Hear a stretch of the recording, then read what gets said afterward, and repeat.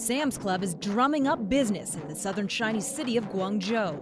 This store opening marks the 173rd in China for parent company Walmart in just 13 years.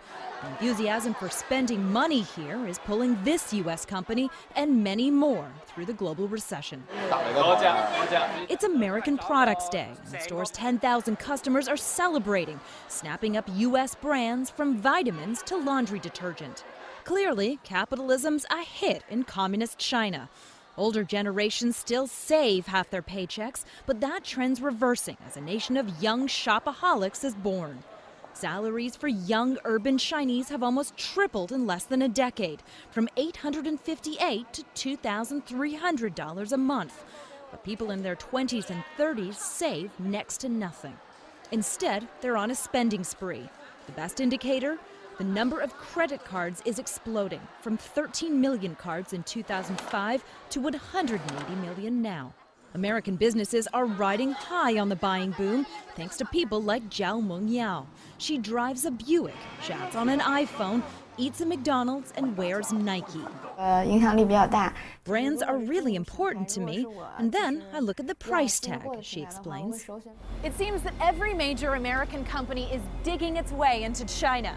Caterpillar's had a bumpy ride because of the U.S. recession, but in China, its revenues have grown from $700,000 in 2005 to $2.6 billion this year. The NBA's 30,000 Chinese retail spots are selling 60% more merchandise this year than last.